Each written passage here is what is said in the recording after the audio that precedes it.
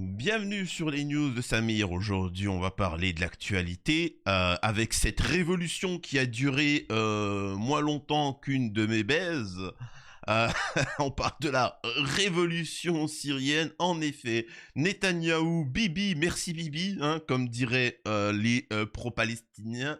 Oui, oui, pour ceux qui ne le sauraient pas, ben, il faut savoir que les pro-palestiniens disent merci Bibi. Bon, c'est comme ça. Et sont en train de brûler du drapeau palestinien. C'est ça. Beaucoup me posaient la question à l'époque, Samir, pourquoi tu critiques l'opposition contrôlée? Pourquoi tu dénonces les choses comme ça? Parce que la finalité, c'est que justement l'opposition au final servira le système. Vous pouvez voir en France que maintenant les pro-palestiniens sont contents de l'arrivée du grand Am Israël. Voilà. Et ils ne savent pas, hein. C'est-à-dire que quand tu lui parles, lui, pour lui, c'est normal.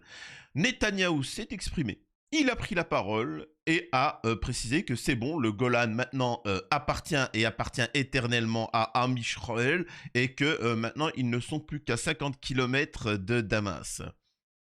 Phénoménal. On va voir aussi la réaction des pro-Palos et de Rima Hassan et bien évidemment de tous les islamos qui sont en ce moment en Syrie en train de... C'est bien de tirer en l'air, tu vois, hein. C'est bien. Mais il y a un moment, il va falloir au moins l'armée syrienne, disons qu'elle était à la frontière syrienne avec Am Israël, et s'opposer à eux, tu vois, généralement. Hein, je sais pas si vous avez déjà vu ces islamos. Hein, souvent, tu vois dans les pays arabes et tu te comprends pourquoi ils se font déglinguer. Ils tirent comme ça dans les airs. Mais ça va. Oh. Non, mais c'est sur son ennemi qu'il faut tirer, généralement, tu vois. Mais bon, bref. On va analyser tout ça.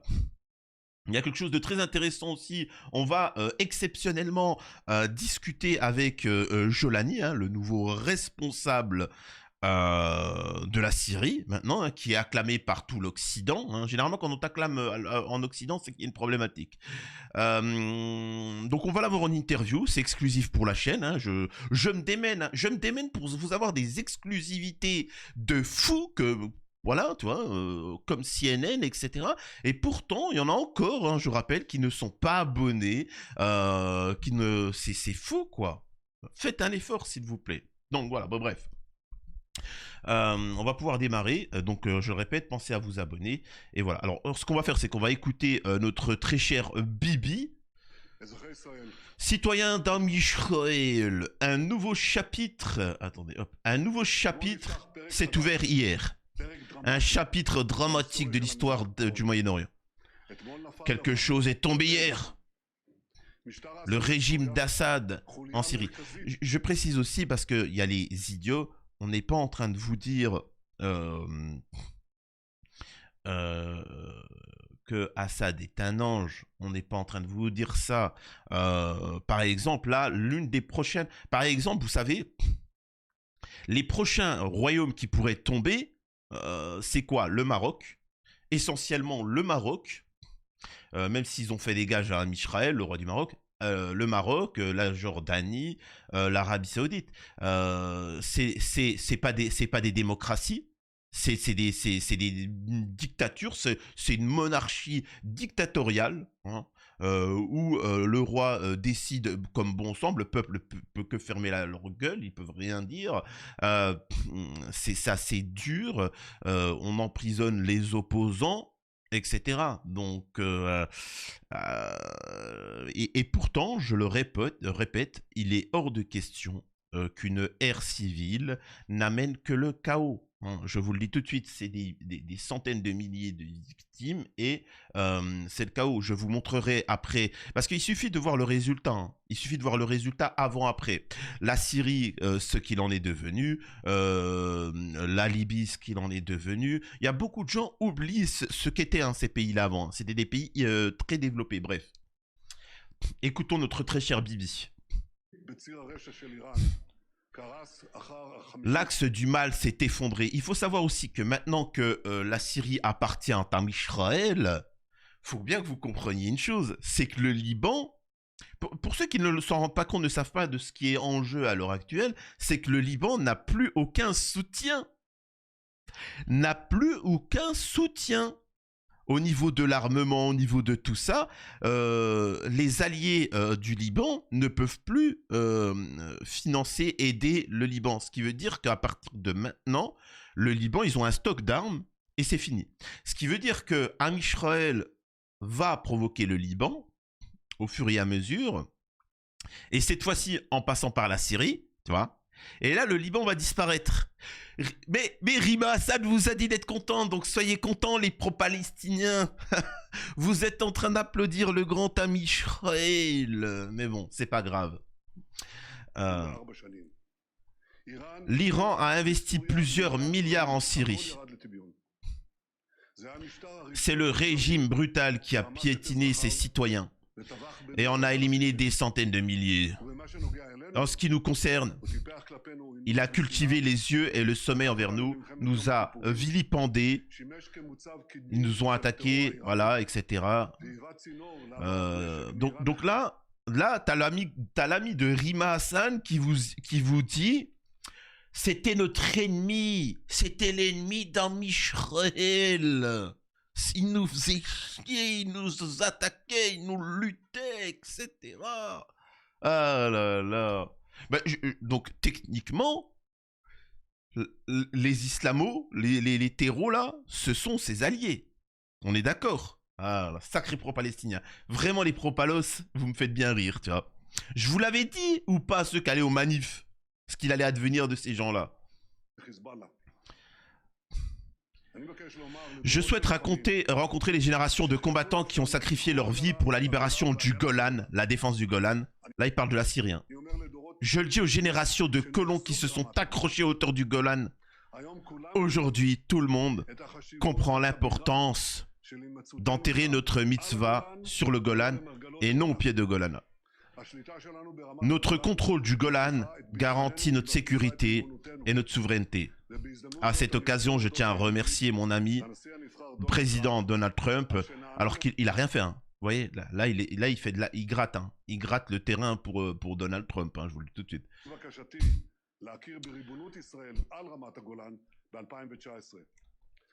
Aujourd'hui, cette reconnaissance historique prend une seconde validité. Elle prend aujourd'hui une seconde importance. Le plateau du Golan fera à jamais partie intégrante de l'État d'Amisraël. Voilà. Donc c'est quand même exceptionnel. Alors vous verrez, hein, il y a eu des réactions de la part du gouvernement français. Et là, moi, bizarrement, dans les réseaux sociaux, vous remarquerez, silence. Il n'y a plus de petites photos de profil avec Free Palestine qui s'expriment parce qu'ils savent qu'ils l'ont dans le huc. Oui, je sais que généralement, quand tu te fais manipuler ou autre, on te laisse un certain temps avant de te voir. Là, ça fait mal. C'est-à-dire que pendant vous vous êtes réjouis pendant 8 heures, et tout de suite vous l'avez senti. Hein, Bibi, vous l'a tous mise. Allez, propalos.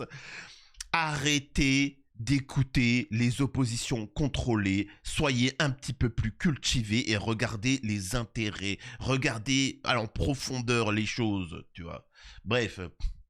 Avant de poursuivre le débunkage de tout ce Big Mac, on va accueillir bien évidemment Jolan Golani là, qui nous écoute hein, en duplex.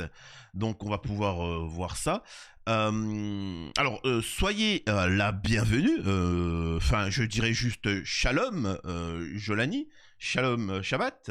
Est-ce que je pourrais vous poser quelques petites questions? Moi déjà, alors bon, personnellement je n'ai aucun doute de savoir ce qu'il en est, mais vous dites que alors, dans les médias ils parlent de vous comme un bon terreau, tu vois, un bon islamiste. Donc j'aimerais savoir ce qu'il en est, tu vois. Quelle est la différence entre le bon islamiste et le mauvais? Je l'attendais celle-là, voilà. Non, je l'attendais. J'ai accepté l'interview.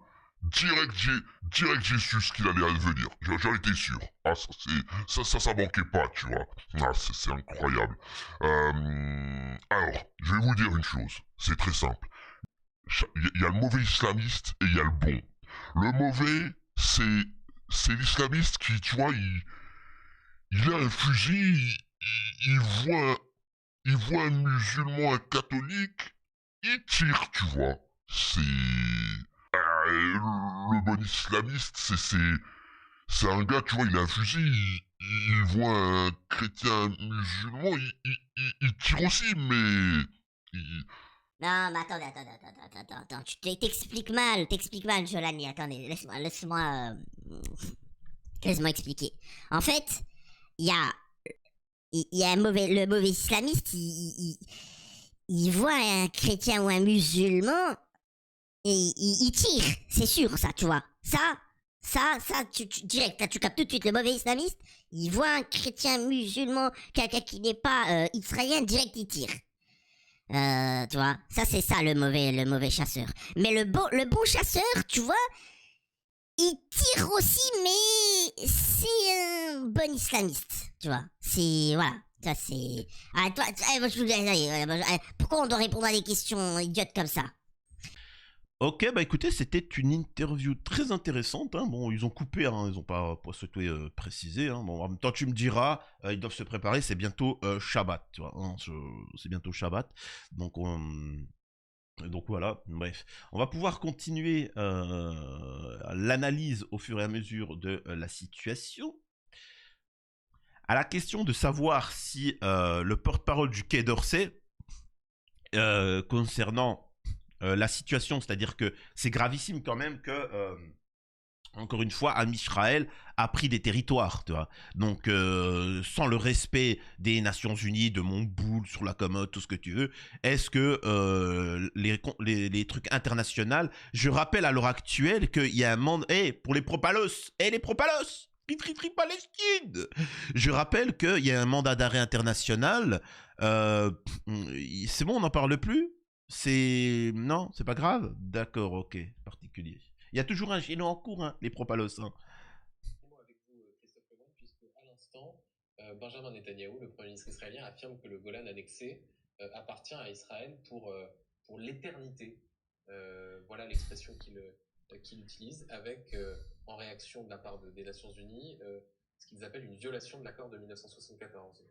Est-ce que la diplomatie française a un commentaire à faire sur ces donc là, le Quai d'Orsay est mal à l'aise parce qu'ils savent très bien qu'ils tapinent pour Amisraël et donc il doit faire semblant et ainsi de suite. C'est un peu comme tout le monde. Là, tout le monde, je vous jure, hein, tout le monde est mal à l'aise parce qu'ils savent qu'ils se sont fait avoir par Netanyahou, mais bon, tu vois.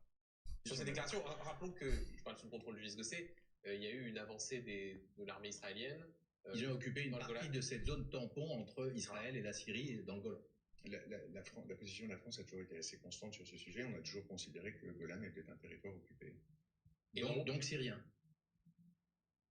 Occupé par Israël. Donc ça fait partie de la Syrie selon la position française. C'est occupé par Israël. Et pour l'éternité? Non, mais c'est un territoire occupé, encore une fois. Voilà.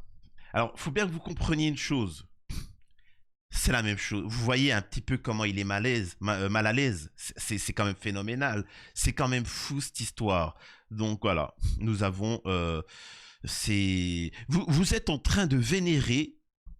Je rappelle encore une fois que la Syrie est en train d'être envahie par Amisraël et vous êtes en train de vénérer un mec qui a fait partie de Haïda, de EI, Al-Nosra, etc. Cet individu, pour rappel, s'est fait arrêter par les États-Unis. Hein, il a été enfermé et d'un seul coup, il a été libéré.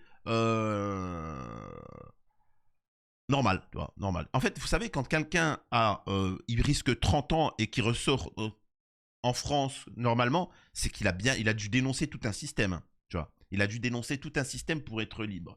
Et là, on comprend un peu son but, son objectif, tu vois.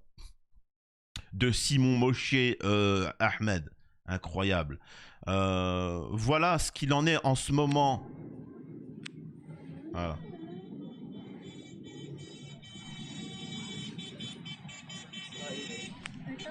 Alors, vous vous dites, vous pouvez entendre les voitures des islamo palestino machin qui sont en train de fêter la destruction, le bombardement de comment on appelle ça, de tout ça. Juste une petite question pour les Free Palestine.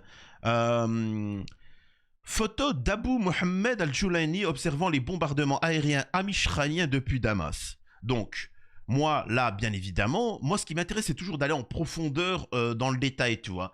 Donc, est-ce que là, c'est véritablement Damas et ainsi de suite, etc. Moi, ce qui m'intéresse, c'est cette photo. Il faut bien que vous compreniez une chose, c'est que Amisraël et ses agents s'envoient des messages pour que vous compreniez qui soutient, qui ne doit pas soutenir, etc. Là, l'Occident a très bien compris ce message. Vous l'avez pas vu, tu vois. Donc, le message à comprendre pour ce pseudo-islamiste, c'est ça. Alors, vous allez me dire, allez, c'est le jeu des 7 différences. C'est quoi le souci? Eh ben, le souci, c'est ça là. Vous voyez? C'est son vêtement. Il est habillé comment là, cet islamo-là? Donc, c'est. Alors, on regarde bien. Hein? Emerson Gears. Ok? Emerson Gears. On est d'accord? Vous pouvez zoomer. Hein? On est d'accord? Donc, je me suis fait juste rapidement une petite recherche sur Internet et je tombe sur ça. Mark Emerson Gears pour l'armée, la tactique et l'extérieur. Donc, on est en train de dire que cet islamo-là, de ce Jolani, le mec, il a commandé sur Internet, tu vois, du matériel, enfin des vêtements, comment on appelle ça? Militaire. Non mais attends, c'est quoi ça là? Mais regardez le site, c'est juste à mourir de rire, tu vois. Hey, nice to meet you, Emerson Gears. Nanana, alors pose des questions, je te poserai bien la question pourquoi tu travailles avec Jolani. Donc voilà ce qu'il en est. Je sais pas, moi personnellement, je mène une révolution. J'ai d'autres choses à fouetter que de commander sur un site professionnel d'armement militaire des slibards, quoi. Je sais pas, tu vois, je prends les slips du coin, j'ai pas besoin.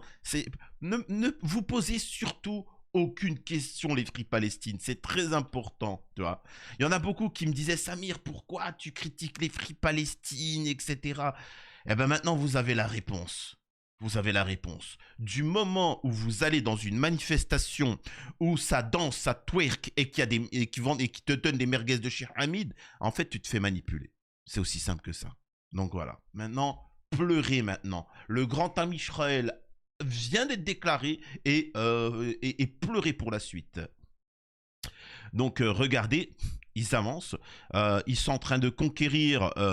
Ils ont conquéri encore en plus de ça cette zone tampon, comme ils appellent. Ils ne sont plus qu'à quelques kilomètres de Damas.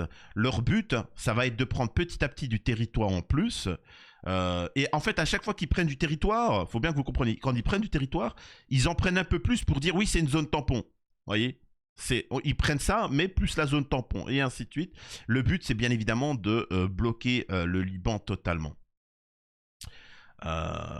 Donc voilà, je trouve ça assez particulier. On nous dit que le chef de l'OTAN nous dit que l'Iran et la Russie partagent les responsabilités des crimes du régime d'Assad. D'accord, alors bien évidemment, les pro-palestiniens vont me tomber dessus, mais j'aimerais juste préciser aux pro-palestiniens quand est-ce que l'OTAN va intervenir pour les crimes commis par un Israël. C'est bon, le mandat il a été émis. Concentrez-vous les pro-palos. Le mandat a été émis contre Netanyahou, et ainsi de suite. Il y a eu Géno, etc. C'est bon, maintenant il faut... Non, maintenant c'est... D'accord, ok, ben écoutez, hein, c'est phénoménal, hein. On voit les prochains qui vont tomber, voilà, tous les lâches qui vont tomber. Donc on a la Jordanie, on a l'Arabie Saoudite, enfin la Jordanie, l'Arabie Saoudite, Qatar, on a le roi du Maroc, etc. Alors certains là d'entre eux essayent de tapiner comme jamais, tu vois. Mais c'est bon, il y a un moment, je suis désolé de vous dire ça, hein, tu peux piper, mais quand le mec en face il s'est vidé, hein, ça sert plus à rien de piper. Hein. Tu peux piper plus fort, il y a un moment. C'est fini, hein. Et donc tu pourras pas plaire éternellement à ton maître. Enfin bon.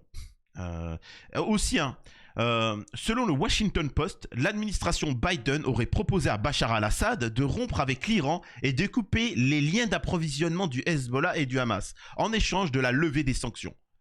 Ce dernier a refusé de trahir les Palestiniens, le Hezbollah et le Hamas. Et les pro-palestiniens en France lui sont tombés dessus. Ça va être phénoménal. On va se régaler. Alors, je vous assure que maintenant, je prends du popcorn et j'attends le grand ami Israël. Et j'attends vos réactions, tu vois.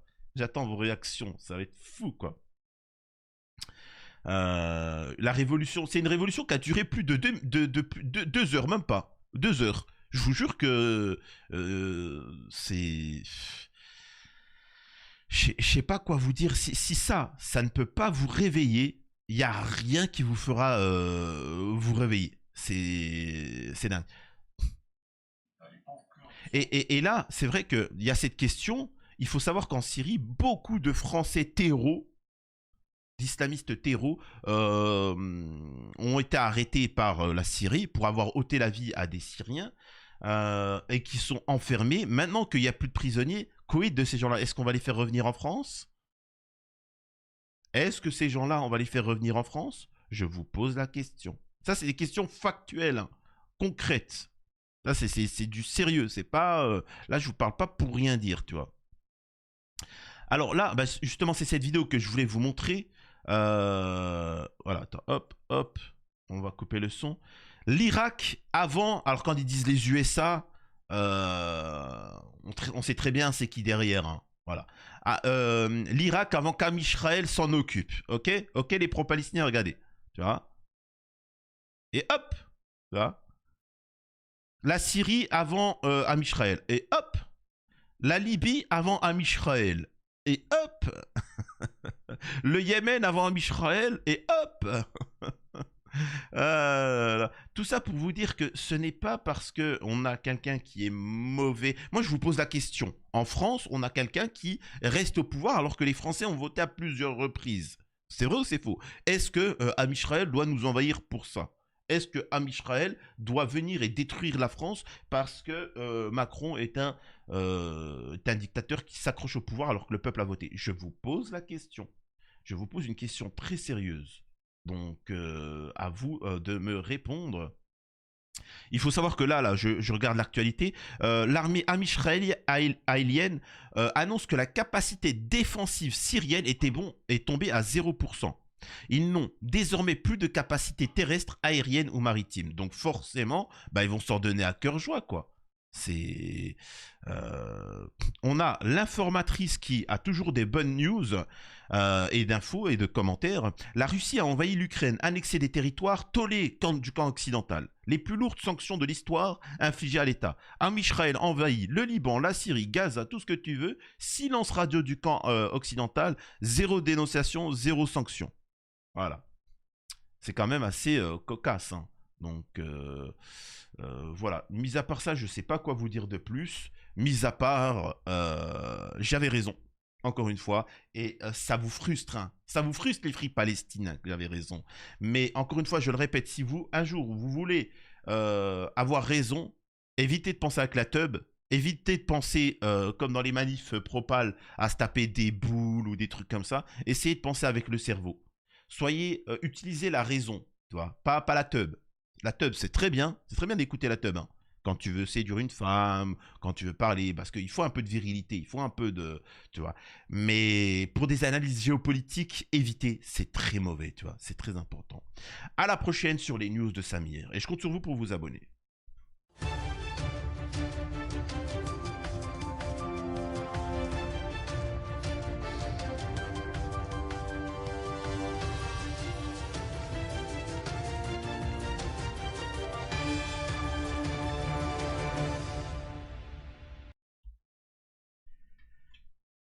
Si vous regardez la scène post-générique, je m'amuse à regarder parfois les commentaires sous mes vidéos, et vous remarquez que des pseudo-catholiques, protestants, juifs, athées, Francis, quand tu vois des trucs comme ça, c'est des commentaires très pertinents. Oui, effectivement, machin. Et quand tu regardes des trucs maghrébins, musulmans, etc., c'est toujours des critiques qui n'ont ni queue ni tête. C'est toujours des critiques qui n'ont ni queue ni tête. Tu es en train de leur dire, des mecs, vous êtes vraiment en danger. Le mec, il te parle, oui, mais pourquoi le logo, il est pas un peu plus là, plus là? Ou ils te disent, ouais, mais t'es orgueilleux. T'es orgueilleux de quoi? Mec, on appelle à ton extermination, je dénonce ça. Mais j'ai raison et t'as tort. je sais pas, accepte. C'est-à-dire que vous voyez, ces gens-là, en fait, ce sont des frustrés. Et la question est de, est-ce que Am Israël ne mérite pas effectivement tout le monde arabe? Je vous pose la question. C'est une question que je pose. Est-ce qu'il ne mérite pas tout le monde arabe? Est-ce que nous, ça ne nous concerne? En réalité, est-ce que ça nous concerne? On a averti, on a prévenu, ils nous ont pas écoutés, bah tant pis, au moment où tu veux faire quoi, hein, pas...